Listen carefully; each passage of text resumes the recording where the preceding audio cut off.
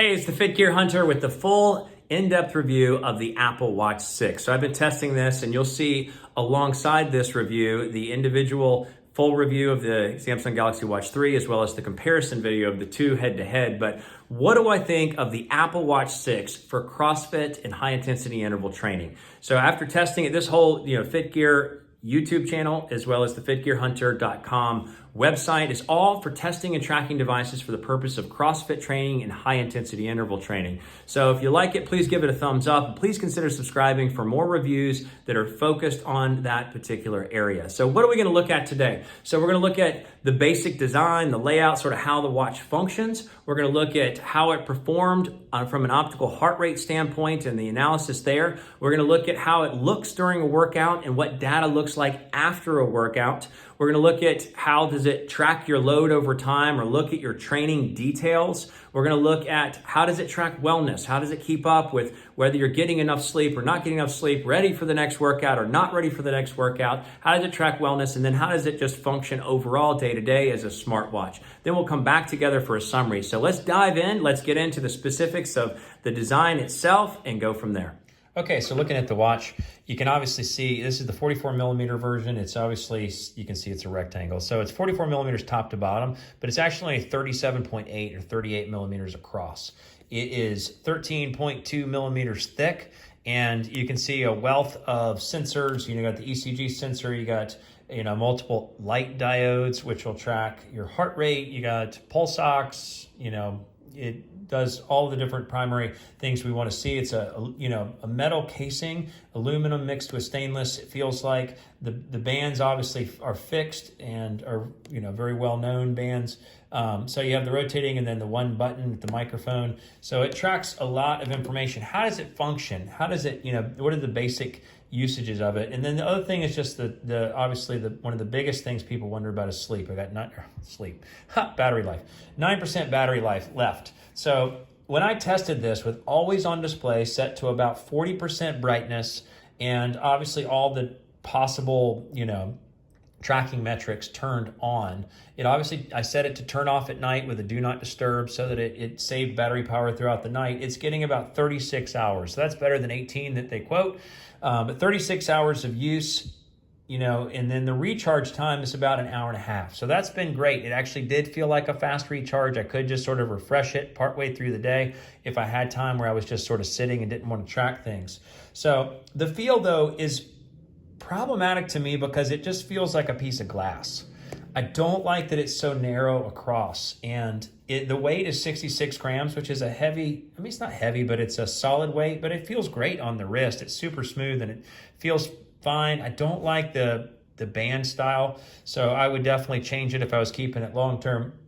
The way it works here, you just change your watch face by swiping left or right, and you can set up the watch faces either on here by holding and pressing or in the app itself, which we'll see in a second. So you swipe down for notifications, you swipe up for the basic quick launch for settings, and then what do you see as far as like widgets? That we're so used to seeing widgets on the Garmin, on even like Polar has different watch faces with different information pieces on it. You can dive into a quick view of information. Samsung, obviously, you can bounce through a bunch of widget pages. But what do you have on the Apple? You have complications. So each watch face has little tidbits of information that you can put in different places on the watch face. But there's no summary of information. Like a lot of watches have widgets. That's great, little pieces of data. That's actually useful, but the only other option you have is the sea of apps.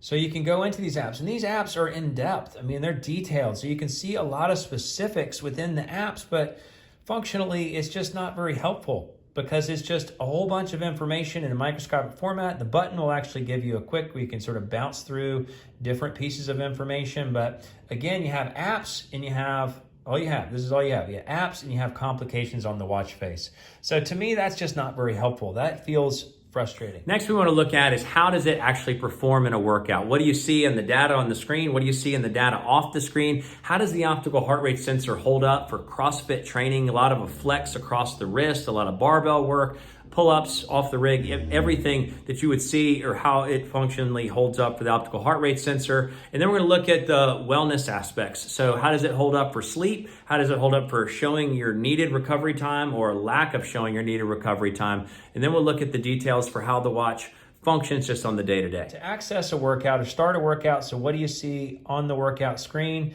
You go into the workout. I'm not looking at, tracking in other functional apps you could download, but this is how the workout looks. Ultra bland, timer, active calories, total calories, heart rate, time of day. You track, swipe to the left, you get the music, swipe to the right, and you just can turn it off. You can end your workout. So it's pausing it because maybe it didn't pick up heart rate, I don't know. But that's all you see in the workout itself. And then tragically, all you see, and one thing is crazy. So we look at what does it look like after a workout. And I usually evaluate how it looks in the watch after a workout. If you want to go back and access your data from a workout from earlier that day, the watch doesn't do it. So you can start a workout, but there's no training log in all of these apps. There's no training log. It syncs your, if you're just using the out of the box, native app built into it, it syncs your information with the iPhone, but you don't have a training log. That seems bonkers to me. So you can't see how your workout looks except for the moment you stop your workout. So when you stop your workout, you'll get a summary of information where it just breaks down total calories, average heart rate, but it doesn't show you a heart rate graph. It doesn't show you a lot of specifics, in my opinion. So not very helpful for the after workout part. So what else? Oh my Lord. What else is it about the watch that you can see in the watch? Now, the optical heart rate, so I'm going to show you in just a second how the optical heart rate held up, with how it did. So let's take a look at that now. Okay, so what do we see here? We see just how the watch broke down the optical heart rate performance. So there is a full dedicated analysis, and you can see the actual workouts performed and how the heart rate graph tracked over time. So super useful. It's in the description. Please take a look at it because it is unlike anything I've seen on a watch. The average heart rate tracking spot on. The cardio load, so because I use the HealthFit app, and I found an app that can track your trimp or your cardio load from the workout itself. I can track and compare that to the chest strap. Zone 5, so that peak zone, 90% or higher of your max heart rate. In zone 4 and 5, so it is tracking spot on. And the final summary of the optical heart rate accuracy is 98%. So it is just incredible if you look at the graphs in that specific. So you can see the optical heart rate is unlike any that I've ever tested. The accuracy, please take time to see the link below in the description for the full analysis optical heart rate tracking. But the optical heart rate is spot on. It's just the rest of the watch is not. So what do you see when it comes to wellness? Again, it's amazing. You go into wellness, most watches, not all watches have a sleep widget. But the Apple Watch, the big announcement, they're now doing sleep tracking. Well, what are they showing you? Time of sleep. Their big sleep tracking announcement is that they'll show you time of sleep and just your average, how is it comparing to other days, other weeks. No information. So the wellness is a huge gap. I downloaded the Auto Sleep app, which we'll look at more in depth in a second, but this will show you the quality and the details, the readiness for the day. So this is just sort of like your readiness for training. Lots of great information, but as far as sleep itself, it's just empty and missing. So you can obviously, track different aspects. It will do your pulse ox, which we'll see in the app, but you don't see any of those things in the watch itself. So we've looked at what it looks like in a workout. We wanted to look at what it looks like after a workout, but we can't get that information because it's not displayed in the watch. We see the optical heart rate sensor is fantastic. We want to look at wellness, and we see it's doing some wellness tracking, but we can't look at it in the watch itself. Super frustrating. So how does it function just, as a watch? I don't really love the watch faces. I mean, there's a lot about this I don't love. I definitely don't love the feel or the shape or the fact that I feel like I'm going to smash it anytime I swing a kettlebell. I don't love the watch faces. I mean, there's cute ones with like pictures. So you can put pictures of your kids. You can get lots of stats for the stock market. You can get a pretty picture, and this changes over time. So you can get functionally some neat aspects, but I don't like the watch faces. I don't like all the apps. I mean, yes, I need to set up an alarm, that's great. I need some of these basic functions, but I don't need to see the in-depth details of some of these aspects. So here's the activity ring. This is where it's sort of tracking. So again, walking workout record. It's just not giving me any information. Okay, great. I can see my rings or what I've accomplished, but again, it's just lacking so much in the actual watch usage. So let's dive into the app and see how the app functions in each of those slices and pieces and come back together for a summary. Okay, so here's the landing page for the Apple Watch, just the settings page. So you can change and adjust a whole bunch of different information pieces. You can set up, watch faces. You can add your complications and adjust your complications in great detail. You can connect different apps to it. So lots and lots of detail there with how you set up your Apple Watch. It's unfortunate, but there are 3 different apps you have to use to functionally control your Apple Watch. So the next is the Apple Health app. So you go into the landing page, it looks like this, and then you get into your favorites. You can just, obviously set through the edit button at the top, but it's showing your health data. So you see all of the information, just a laundry list of information where you access things. And then if you want to see your activity for the day, you go into the activity app. So this is the summary. You can see your awards times, and you can see if you've closed your rings. So let's look at how it looks after a workout when you want to look at the information. So unfortunately, it's super bland. So look at the basics of the information. You got time, calories, average heart rate. The heart rate graph doesn't look super clear. It's just sort of like a little bunch of dots and the weather for the day, but not very useful. So what I have found is in order to get accurate information, you have to go to third-party apps, and I just can't stand that they require that in order to get information. But either way, here's the Health Fit app. This is that same workout. You can see the a much prettier graph over time. You can see a bunch of information here for the average heart rate, and then you can see even training load. So the Health Fit app will give you training load, or that's the TRIMP, your impact to your cardio level, and then you get the heart rate zones. So again, look at this. It doesn't have heart rate zones even. It doesn't even have a clear graph, doesn't have heart rate zones. So you have to download an alternate to be able to access information, which is it's just tragic and unfortunate. So that's how it looks after a workout, especially if you download a third-party app.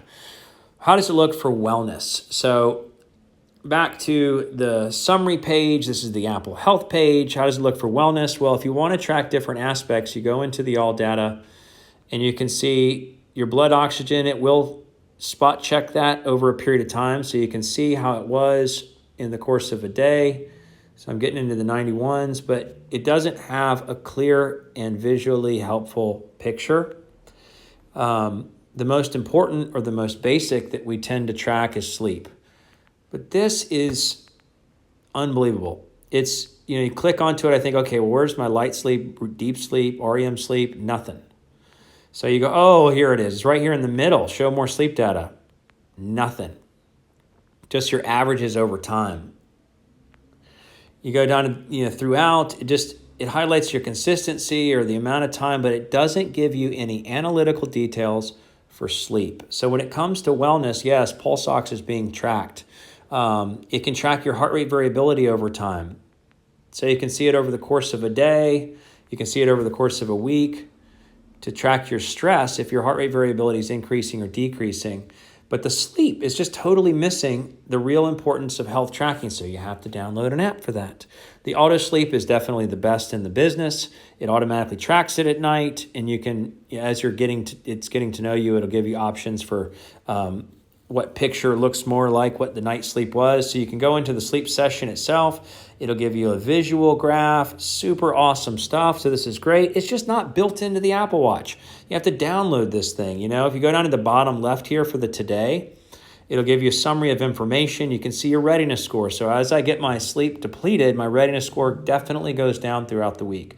So great information here for wellness and for sleep analysis. It's just not built into the watch itself. So you have to download a third party. And then overall, just functionally, how does it feel? And there's a lot you can do with this. It just feels like this is definitely a miniature computer on my wrist. there's a bunch of stats not helpfully organized, not helpfully summarized in a detailed way that would make it functionally useful. It's just super frustrating. It's tracking all these things and not providing a clear-cut way to view it and what to feel about it. So let's come back together. So in summary, looking at the Apple Watch 6, there's a number of things that I liked and a lot more that I didn't like.